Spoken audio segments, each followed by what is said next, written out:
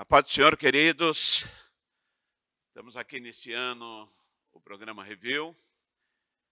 Hoje nós vamos falar da mensagem do sábado passado, o pastor Érico, estou aqui com ele. Nesse mês aqui a igreja está falando sobre o profeta Jonas, né? Uma série sobre o profeta Jonas, o profeta pródigo. E na primeira mensagem com o pastor Alain, foi falado da fuga de Jonas. E nesse sábado sábado próximo, o pastor Eric falou sobre a graça de Deus. E nós gostaríamos, então, hoje de comentar um pouquinho sobre isso, tirar algumas dúvidas também. E eu tenho certeza que isso vai enriquecer a nossa vida espiritual. Você que lê a Bíblia, você que tem lido ali o Velho Testamento, os pequenos profetas ali, um deles é Jonas, e tem uma história interessantíssima. Então, é interessante a gente analisar, ver e aprender, né? A paz do Senhor, pastor Érico, está tudo bem? Paz, muito prazer, tudo certo, graças a Deus. Geralmente como entrevistador aqui e hoje como entrevistado, né? Hoje nós trocamos aqui, graças a Deus pela sua vida, pela palavra que você trouxe. Você falou sobre a graça de Deus. O que é a graça de Deus, pastor? Bom, paz do Senhor de novo, né? E a graça de Deus, pastor, é aquela frase que a gente sempre comenta, né? Nas escolas de teologia ou até mesmo no culto, né? A graça é o favor imerecido. Favor imerecido, como assim? Nós não merecemos o perdão de Deus. Vamos resumir tudo aqui com relação à graça, né? Ninguém merece o perdão de Deus, porque todos nós pecamos, todos nós carecemos, né, como vai dizer em Romanos 3, vai dizer que todos nós carecemos da graça de Deus, nós estamos afastados de Deus. Tanto os judeus, que ele vai dizer ali em Romanos 1, quanto os gentios em Romanos 2. Aí em Romanos 3 ele vai dizer, todo mundo pecou, está todo mundo perdido. E isso é a graça de Deus, porque ele nos amou antes de tudo, né?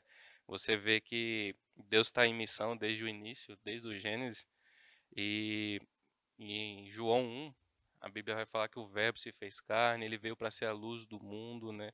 A luz dos homens, né? E agora a gente tem esse privilégio de poder entrar no vivo caminho, né? Que é o caminho de Deus, o caminho estreito que a gente comentou recentemente. E essa é a graça de Deus. Todos nós pecamos. E agora a gente pode, pela graça dele, voltar a ter intimidade com Deus, né? Graças a Deus, olha que coisa boa, maravilhosa, né? Falar da graça de Deus. Nós vamos falar em cima desse texto aqui de Jonas, no capítulo 3. Foi o texto base que o pastor Érico usou no sábado. Então, é o arrependimento de Nínive. E diz assim, em nome de Jesus: a palavra do Senhor veio a Jonas pela segunda vez com essa ordem: vá à grande cidade de Nínive e pregue contra ela a mensagem que eu lhe darei. Jonas obedeceu à palavra do Senhor e foi para Nínive. Era uma cidade muito grande, sendo necessário 3 dias para percorrê-la. Jonas entrou na cidade e percorreu durante um dia, proclamando: daqui a 40 dias, Nínive será destruída. Os ninivitas creram em Deus, proclamaram jejum, e todos eles, do maior ao menor, vestiram-se de pano de saco. Quando a notícia chegaram ao rei de Nínive, ele se levantou do trono, tirou o manto real, vestiu-se de pano de saco e sentou-se sobre cinza. Então fez uma proclamação em Nínive: por decreto do rei e dos seus nobres, não é permitido a nenhum homem ou animal, boi ou ovelha, provar coisa alguma, nem comam nem bebam. Cubram-se de pano de saco, homens e animais, e todos clamem ao Senhor, a Deus, com todas as suas forças. Deixe os seus maus caminhos e a violência. Talvez Deus se arrependa e abandone a sua ira e não sejamos destruídos. Tendo em vista o que eles fizeram e como abandonaram os seus maus caminhos, Deus se arrependeu e não destruiu como tinha ameaçado. Esse é o texto que foi usado como texto base da mensagem. Então nós já vemos aqui no texto, já no sábado passado foi falado da fuga de Jonas, agora falando do arrependimento de Nínive. Mas eu gostaria de perguntar ao pastor Eric, porque houve alguma coisa na vida de Jonas, não é? Quando ele falou da graça de Deus, eu quero que ele explique um pouquinho sobre o que aconteceu com Jonas, porque ele tinha fugido, né? Agora está dizendo aqui que Nínive se arrependeu. Como que é esse? Mostra para nós esse pedaço aí, né? Como que a gente possa entender isso. Amém, pastor. Vale a gente lembrar, né, de onde que Jonas era, né? Jonas, ele residia ali no Reino do Norte, e no Reino do Norte, se você for ler o Antigo Testamento, não salva um, né? Até brinquei na mensagem, né, aquela música, né, que se gritar pega ladrão, não fica um, não fica um. E Jonas, ele tinha esse orgulho patriótico dele, né, de não, a pergunta é, por que que Jonas foge na primeira mensagem, no primeiro capítulo? Ele foge porque ele não queria a salvação dos ninivitas. Às vezes a gente fala assim que os ninivitas eles eram terríveis, que Jonas estava com medo e tudo mais, mas o texto não fala que Jonas tinha medo. Em nenhum momento você vê falando disso. Mas lá no final, né, e aqui já dando um spoiler da próxima mensagem, né, Jonas vai dizer por que ele não queria pregar para os ninivitas, que ele sabia que Deus era misericordioso. E assim, Jonas se achava superior a eles, porque, não, ele fazia parte da nação escolhida, ele era profeta do Senhor. A nação santa, separada por Deus ali. E aí Jonas ele faz essa fuga, né? Ele tenta fugir. A gente vê nos mapas antigos, né? Que Nínive ficava para um lado e Jonas compra uma passagem para Tarsis, que é para o outro lado. Fugindo do chamado de Deus. Para longe. Para longe. E assim, é tão longe, que os historiadores vão dizer que naquela época Tarsis era considerada a última cidade do mundo. Olha. Então, Jonas ele fala, né? Eu não vou para Nínive, eu vou para o lado oposto e vou para a extremidade do mundo. Eu vou ficar para longe mesmo. Se lá Deus não. Isso. Ele, né? Até há uma suposição, né? A gente pensando sobre isso, de que talvez Jonas quisesse ficar durante 40 dias ali fugindo, porque Deus já tinha falado: eu vou destruir Nínive. A mensagem que Deus manda Jonas pregar é: eu vou destruir Nínive. E aí Jonas vai e foge, talvez ali, quem sabe, ele queria ficar os 40 dias ali. É o prazo que Deus estava dando para destruir Nínive. O prazo que Deus estava dando. Então, assim, pensando na graça de Deus com relação a Jonas, né? Jonas, ele foge, ele pega o barco, ele pega o navio, vem a tempestade, a gente conhece a história, e Jonas, ele é lançado ao mar. Quando ele é lançado ao mar, a Bíblia vai dizer que Deus tinha preparado um grande peixe para ele. E eu gosto muito de pensar nas vírgulas dos textos da Bíblia. Então, assim, como assim Deus tinha preparado um grande peixe? Às vezes a gente não para prestar atenção nesse tipo de coisa que a Bíblia vai dizer. A Bíblia está dizendo que Deus preparou um escape para Jonas no meio da tempestade. E daí a gente já começa a ver a graça de Deus na vida de Jonas. Não foi assim um acaso, uma coincidência que está passando um grande peixe ali. Isso. Não é isso, né? Não, Deus preparou o grande peixe. Tem propósito. Né? Vamos parar para pensar assim, se Jonas ele é lançado numa grande tempestade, uma tempestade sobrenatural, porque para navegadores que eram experientes provavelmente terem se assustado com aquela tempestade, é verdade, e falar que ela era diferente das comuns, é muito provavelmente que era uma tempestade assim que foi sobrenatural mesmo, né? Uma muito coisa terrível. Violenta, né? E o texto ali, até não comentei na mensagem, mas deveria ter comentado. O texto vai dizer que Deus lança uma tempestade. Esse lançar a tempestade, no texto original, deixa entender que é alguém jogando uma lança mesmo. Então é como se Deus tivesse pegado a tempestade na mão e jogado como uma lança para cima do barco lá onde ele estava. Então, assim, era uma tempestade terrível.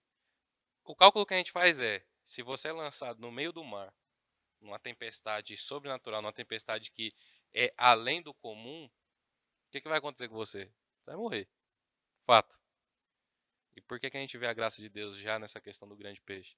Porque Jonas ele é salvo por Deus através do grande peixe. E ali no grande peixe, né, dentro dele, durante 3 dias e 3 noites, como a Bíblia vai relatar, Jonas ele tem a oportunidade de se arrepender.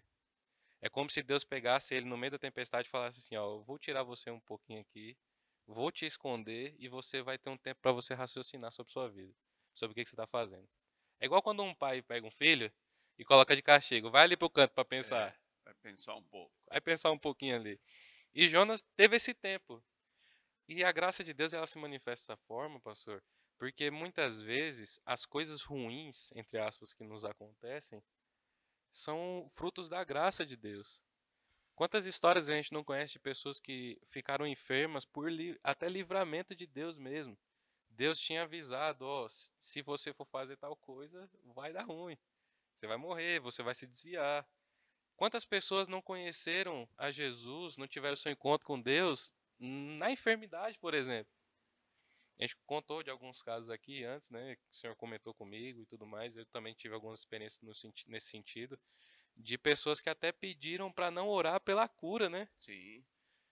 Porque se fosse curado, tinha medo de voltar para o mundão e se Voltar ao perder. pecado, Então, a tempestade, pastor, ela e o grande peixe são resultados da graça de Deus na vida de Jonas. Jonas estava fugindo, Deus coloca a tempestade para resgatar ele. A tempestade, o texto não vai dizer que a tempestade era para matar Jonas. E é muito legal a gente parar para pensar nisso. Deus não lança a tempestade para matar Jonas. Deus não coloca o grande peixe para matar Jonas. Deus deixa tudo isso acontecer para salvar Jonas. Então você está dizendo que desde o princípio, quando começa o vento, quando começa a tempestade, já é Deus operando a sua graça por amor a Jonas. Mesmo ele fugindo no pecado, Deus começa a soprar aquela água ali, já traz o grande peixe ali para perto. Então a graça de Deus começa a ser manifestada na tempestade. Exatamente. Então ela tem um princípio ali, depois ela vai culminar com ele dentro do peixe, né? Quando o peixe vai jogar ele lá na praia. Então a graça de Deus, né? Deus com toda, nós estávamos comentando agorinha, nós estamos com a população de 8 bilhões de pessoas no mundo, né? E a graça de Deus é tão maravilhosa, mas tão maravilhosa, que ela alcança uma pessoa no meio desses bilhões, né? E ele alcançou Jonas ali, né? Então a graça de Deus começa na tempestade, depois no grande peixe, Exato. e o tempo para reflexão lá. Isso. Eu acho interessante a gente deve falar de uma frase de uma pregação do pastor Josué Irion. Muito famosa, uma pregação antiga dele, que ele vai falar assim: dentre toda a humanidade, dentre todos, até os espermatozoides de quando você estava para ser gerado, Deus olhou você. E isso é a graça para uma pessoa só, para uma pessoa, para um indivíduo, né? Deus tem a graça comunitária, né? A graça coletiva, né? Que a gente vai ver mais para frente. Mas ele também tem aquela graça que é individual, que é no caso de Jonas.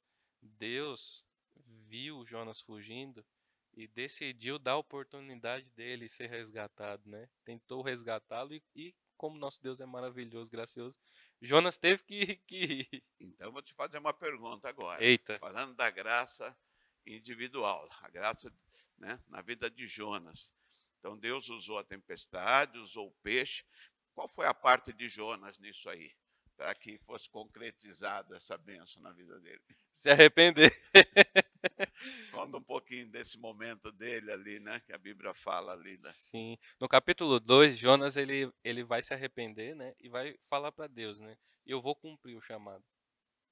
Então, assim, é interessante a gente falar sobre isso, porque a graça ela se manifesta nos dando a oportunidade do arrependimento. Mas arrependimento pressupõe que a pessoa vai andar para o outro lado. Então, por exemplo, faria sentido se Jonas virasse e falasse assim, ó, eu me arrependo, Senhor, e continuasse indo para Tarso? Não faz sentido. Não, nenhum. Isso não é arrependimento. No máximo é uma consciência pesada. No máximo. Mas Jonas ele se arrepende e fala para Deus, ó, eu vou cumprir o meu chamado. Eu vou cumprir o chamado do Senhor. E aí chega o capítulo 3, ele chega em Nínive e começa a pregar, né? A Bíblia vai dizer que é uma cidade do tamanho de 3 dias de caminhada. E no primeiro dia de Jonas já começa ali a pregar pro pessoal e começa a cumprir com a palavra dele, né? Que Deus chama ele e ele fala, eu vou fugir, ele foge. Quando ele se arrepende, ele fala, vou cumprir o chamado. Finalzinho do capítulo 2 ali. E aí Deus fala pro grande peixe colocar ele na praia, né? Na areia da praia. e Jonas vai até Nínive para cumprir o chamado dele. Então vai acontecer duas coisas assim, né? Ele fez uma reflexão ali no tempo que ele ficou no ventre do peixe ali, e era necessário da parte dele o arrependimento, mas é necessário também a conversão, né? Exato. O que é uma conversão? Eu mudo de sentido. Eu estava indo para Tarso, eu vou para Nínive, não é? Eu estava caminhando com o pecado, e agora estou caminhando para Deus, né?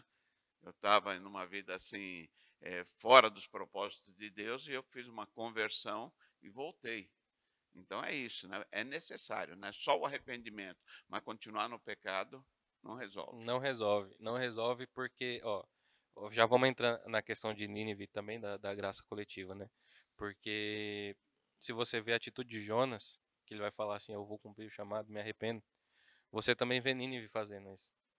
Você vê Nínive no final ali do capítulo 3, o rei mandando a cidade inteira se arrepender das suas práticas más. O que estava condenando Nínive? Que Deus fala, a sua maldade subiu até Maldade. mim. E qual que é a atitude deles quando eles ouvem a mensagem? Vamos se arrepender da nossa maldade. Quem sabe Deus não se arrepende de fazer o mal contra nós, né? De nos destruir. E Deus se arrepende, graças a Deus, como a gente vai ver ali no finalzinho de Jonas 3. Então nós falamos que Deus usou a graça dele para uma pessoa, que foi Jonas, de uma forma individual, e faz isso hoje, né? Sim, Muitas experiências a gente tem com pessoas assim, né? Nós, né? Somos testemunha disso, fomos chamados por Deus. Agora, ele faz também de uma forma coletiva, como ele fez com Nínive, né? A graça de Deus também alcançou a cidade, né? Como pode alcançar também, a gente fazendo um paralelo aí, a nossa igreja também. Então, explica um pouquinho sobre isso também, né? O que aconteceu ali, né? sim. Inclusive, antes da gente começar a conversar, que eu tava, antes do senhor chegar, eu estava lendo um livro chamado Paixão pelas Almas. E é interessante nesse livro ele contando algumas experiências que igrejas tiveram. Que é assim, alguém pregou uma mensagem e a igreja inteira entrou em desespero por conta do seu pecado. Olha, E as pessoas ali começaram a ser salvas, algumas viram que estavam longe do caminho do Senhor, que ainda que fossem para a igreja, não era sinônimo de salvação. E isso é uma coisa que é um perigo muito grande, que muitas pessoas, por terem crescido na igreja, acham que vão ser salvas, simplesmente porque vêm ao culto. é, Só que assim, Deus ele não está procurando simpatizantes da fé. Não é assim que funciona. Jesus ele está procurando discípulos, né? E a salvação ela vem mediante ao arrependimento de pecado. Então, uma igreja ela deve sempre se preocupar. Eu estou caminhando em uma vida de arrependimento. É uma coisa até que eu citei na mensagem, que é uma frase totalmente demoníaca. Viva a sua vida sem arrependimento. Eu só conheço Satanás que pode dizer um negócio é desse. verdade. Porque como que eu vou viver uma vida sem arrependimento? Eu vou ter um orgulho desse tamanho, a ponto de não me arrepender do meu pecado, de não me arrepender dos meus erros? Ah, porque eles geraram experiência. Tá, mas experiência para quê? Para você continuar condenado? Não, experiência para que você se arrependa, para que você veja a sua maldade, a sua necessidade da graça de Deus. E como igreja, nós precisamos urgentemente, né, buscar a Deus, buscar saber. A Bíblia vai dizer lá, é um texto que a gente sempre cita na ceia, né? Analise, pois, o homem a si mesmo, né? A gente tem que estar sempre diante da palavra de Deus, se analisando, verificando se, como o salmista vai dizer, Davi vai dizer, né? Vê se há em mim algum caminho mau. Gente, a gente já falou aqui em uma das mensagens sobre batalha espiritual que Satanás ele quer tirar a luta de nós. E essa luta é a luta contra do arrependimento de pecado, né? Essa luta que ele quer tirar de nós é assim: ah, eu não fumo, eu não bebo, então eu sou crente, eu sou salvo, pronto, acabou. E não é assim que Não é assim a funciona. vida, né? Todos nós temos ainda pecados que nós precisamos correr para nos arrepender. Isso é a graça de Deus, a graça coletiva, como igreja aqui, nós podemos experimentar um reavivamento de Deus. Sim. A partir do momento que nós começarmos a ser incendiados com essa noção do pecado. Todos os avivamentos da história da igreja começaram com pequenos grupos de pessoas que se reuniam numa igreja e começaram a se arrepender de seus pecados. E não é, eu não estou falando assim de, por exemplo, você contou uma mentira e você fica com aquele remorsozinho e tal, e você pede perdão para Deus e pronto, acabou. Na história dos avivamentos, as pessoas gritavam de desespero por conta do seu pecado. E elas experimentavam uma graça coletiva a ponto de Deus começar a salvar o bairro, salvar a cidade. Teve uma graça na nação, onde a nação teve presídios fechados, teve um índice de criminalidade abaixando, Os bares fechados. bares fechando. Então, assim, isso é o que a gente chama de graça coletiva. Quando um grupo de pessoas se vê como pecador e começa junto a se arrepender do seu pecado e a buscar a Deus, né? E Deus vem e visita esse povo. Amém. E quando nós falamos em arrependimento, que é necessário, né? Porque a primeira pregação de Jesus foi arrependimento. A primeira pregação de João Batista foi arrependimento. A primeira pregação de Pedro foi arrependimento. Pode ler, na palavra de Deus, todos os três, para começarem a igreja, começou com arrependimento. E o verdadeiro arrependimento traz tristeza. Tristeza de ter ferido o coração de Deus, de não estar dentro dos propósitos de Deus. Traz choro, né? Então, esse é o verdadeiro arrependimento. Eric, a gente falando nisso, há uma esperança grande, então, para nós, né? De um grande avivamento, né? A gente vê o que aconteceu aí com Nínive, né? Se você quiser comentar isso, Sim. e já falar para nós aqui também o que pode acontecer com a nossa igreja, né? Amém. É importante a gente falar sobre o conteúdo da pregação de Jonas, né? Porque, assim, Jonas, ele vai lá e começa a pregar e ele fala assim, ó, Deus vai destruir vocês daqui a 40 dias.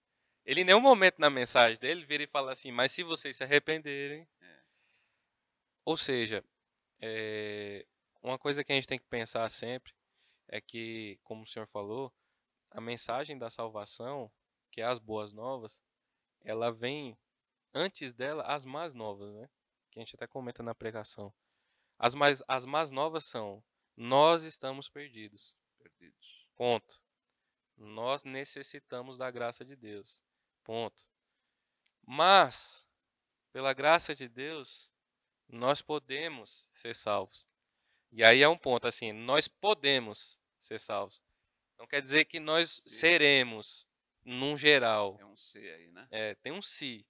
Porque a pergunta que a gente faz agora é aqui: e se Nínive não se arrepende?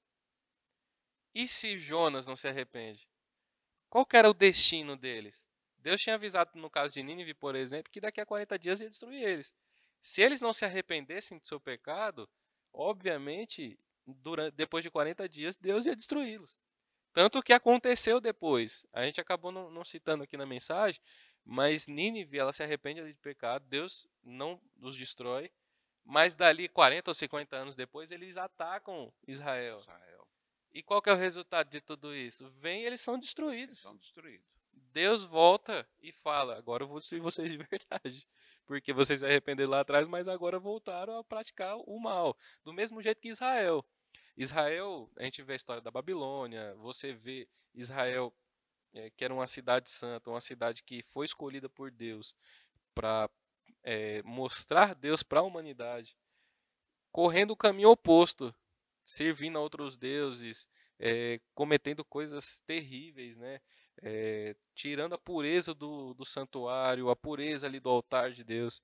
E Deus falando para eles, bom, já que vocês escolheram isso, então agora vocês colhem a consequência. Vocês vão ser levados. Então, pastor, falando sobre essa questão da graça, né? Exige de nós um posicionamento. E a mensagem que a gente tem que pregar não é uma mensagem somente de flores, né? De, não, Jesus é gracioso, você é uma fofura gospel, né? Até brinquei aqui na mensagem. Você é uma fofura gospel, você... Não, como se a gente fosse muito bonzinho, uma coisa linda. Só que a gente é pecador miserável. Nós somos, desculpa o termo, mas nós somos nojentos espiritualmente. Gente, nós pecamos o tempo inteiro. A não ser que a gente viva uma vida de arrependimento, e aqui eu estou falando viver uma vida de arrependimento, porque não basta você na sua conversão, você virar e falar assim, eu me arrependo, pronto, acabou, paro de fumar, de beber, e aí agora eu vou viver a minha vida normal. Os outros pecados Deus entende. E não é assim que funciona. né? Deus não entende esse negócio de, vou viver uma vida de pecado. Não é assim que funciona. E a partir do momento que a gente decide viver uma vida de arrependimento, a graça de Deus vem sobre nós, vem sobre a nossa igreja, e nós podemos experimentar a salvação. Nínive é salva porque se arrependeu. E assim, Tiago vai dizer lá, me mostra a sua fé sem obras, que eu te mostro a minha fé pelas minhas obras. Uma vida de arrependimento é uma vida que demonstra isso através das obras, né?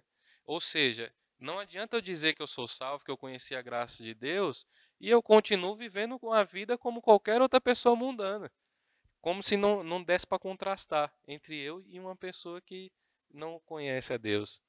E pastor, falando sobre isso, né, eu até comentei ali na mensagem sobre a questão do fariseu e o publicano. Já para a gente ir encerrando, como eu encerrei a mensagem, foi mais ou menos nisso, de que Jonas, ele não ia pregar para Nínive porque ele se via como alguém superior. Mas ele era tão necessitado de graça como Nínive era. Nínive era necessitado de graça, Jonas também, nós também somos. E você vê Jesus contando a história ali do fariseu e do publicano, que diz que eles subiram ao templo e o fariseu começa a falar: Senhor, graças te dou, porque não sou como esse pecador miserável aqui. Graças te dou por isso, arrotando uma santidade, né? E aí o publicano, diferente dele, vai começar a dizer: Senhor, me perdoa pelo meu pecado. Me perdoa, me perdoa, me perdoa. E Jesus vai fazer a seguinte indagação: quem desceu redimido? Quem desceu perdoado? O publicano, não o fariseu. Verdade. E esse é o ponto. A gente chega aqui na igreja e acha assim: não, eu não sou igual o pessoal lá fora, o pessoal mundano, Senhor. Graças eu te dou por não ser nojento igual eles. E não é assim. Nós todos necessitamos da graça de Deus. Nínive necessitava, Jonas necessitava, nós necessitamos. Eu até contei uma história que o pastor Alain me contou, de quando ele estava no seminário, ele estava numa igreja, né? Eles foram fazer um trabalho missionário numa igreja. E o grupo de seminários começou a evangelizar na rua e tudo mais, e chamou uma moça que aparentemente era uma prostituta, usando uma roupa curta, tal, sempre ali naquele mesmo ponto. E essa moça, ela resolve vir para a igreja, vir no culto evangelístico. E aí chegando lá, até tava com um short não, uma saia mais comportada do que o que ela tava na rua. Só que assim, vinha acima do joelho ainda, era a roupa que a moça tinha. E aí chega uma irmã lá para ela e fala o seguinte: olha, essa roupa que você tá não é adequada para a casa do Senhor. Essa roupa que você tá não é digna de tá aqui. Tipo, um negócio assim. E aí ela falou: não, a gente tem um bazar aqui e tal, se você quiser pegar uma roupa aqui emprestada, tal, não sei o que. O que que a moça vai dizer? Uma roupa mais santa. E aí no Alan contando que a moça falou: não, eu moro aqui perto, eu vou lá pegar e daqui a pouco eu volto aí. A pergunta que fica agora é: a moça voltou? Gente, presta atenção. Isso ó, de tudo que a gente falou, presta atenção nisso. A graça, ela é para todos. Todos nós necessitamos. Deus, ele exige uma coisa do seu povo e Deus exige uma outra coisa do pessoal que vem de fora. Os dois precisam se arrepender. Mas quem vem de fora, o que Jesus diz é: vem do jeito que está. Vem do jeito que está. Porque muitas vezes a gente faz como os fariseus, que Jesus vai dizer: vocês não estão entrando e não estão deixando o povo entrar. Mas agora para a igreja, a ordem é: santificai-vos. Todos nós precisamos nos arrepender, todos nós necessitamos de escolher esse caminho. A graça está aí para todos, independente de raça, de cor, de altura, de país, de seja o que for. A extensão da graça de Deus é para todos aqueles que se arrependerem do seu pecado e encontrarem a graça de Jesus. A gente tem que ser sempre em mente, nós somos alcançados pela graça, pela misericórdia de Deus. E aqueles que estão lá fora precisam ser alcançados por essa graça. E essa missão é nossa. Aqui ninguém é maior que ninguém aqui dentro da igreja. Todos nós, desde os líderes, os membros, fomos alcançados por essa graça. E temos que pensar seriamente nisso. Amém. Graças a Deus por essa palavra, falar dessa graça maravilhosa que o livro de Jonas nos traz, tanto de uma forma individual como coletiva. Pedir agora ao pastor Eric orar nós, né? A gente encerrar esse momento. Depois você pode também ver, tem no link a mensagem do sábado, que ela está completa ali. Assiste ali, ouve ali, se coloca na presença de Deus também, porque Deus tem plano na tua vida também. Pastor. Amém. Vamos orar? Só um adendo importante no finalzinho, que é o seguinte. A atitude, porque a gente está fazendo um paralelo entre o filho pródigo, né? Todas as mensagens de Jonas, todo o livro de Jonas, a gente faz um paralelo entre o filho pródigo, né? E o livro de Jonas. A graça de Deus, ela se estende a todos, e porque você pode ver também a resposta do pai ao filho pródigo que se arrepende. A graça de Deus é isso. Se você se arrepender, o pai da parábola, ele tem um lugar para você na casa dele.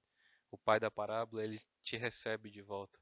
Talvez alguém que está nos assistindo aqui, alguém que está desviado, alguém que um dia até foi membro de uma igreja, foi convertido, andou na casa do Senhor, andou com Deus e está ouvindo essa mensagem.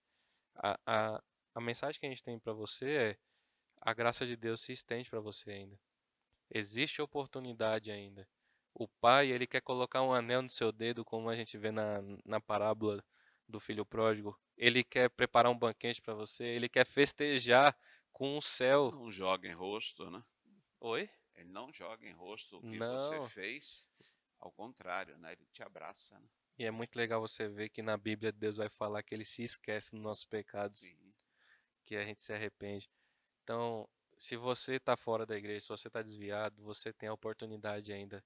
O Pai quer te receber de volta. Em nome de Jesus. Volte e venha logo, que Ele está voltando. Vamos orar? Senhor Jesus, nós te agradecemos, Deus. Te agradecemos pela tua infinita misericórdia e graça, porque nós não merecemos, nós nunca iremos merecer. Obrigado, Senhor, porque o Senhor nos dá a oportunidade de voltarmos atrás, porque o Senhor até coloca tempestades em nossas vidas para que a gente possa voltar para o Senhor.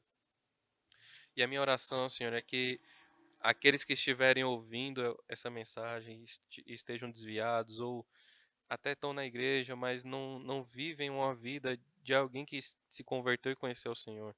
Que todos eles sejam alcançados pela tua graça, sejam alcançados pela tua misericórdia, que venham a se arrepender do seu pecado, para que eles possam se aproximar do Senhor, Deus. Em nome do Senhor Jesus. Deus, que nós possamos sentir a tua graça e sermos acolhidos pela tua graça coletiva, aqui como igreja.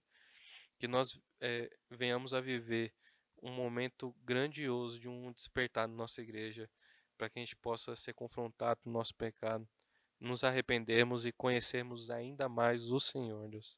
No nome do Senhor Jesus. Amém. Amém. Obrigado, pastor Eric. Obrigado, Amém. eu. E a gente se vê na próxima quarta-feira, às 20 horas aqui no canal da Promessa Vila Medeiros. Agora eu voltei para meu papel de apresentador. Então, gente, fiquem com Deus e até a próxima.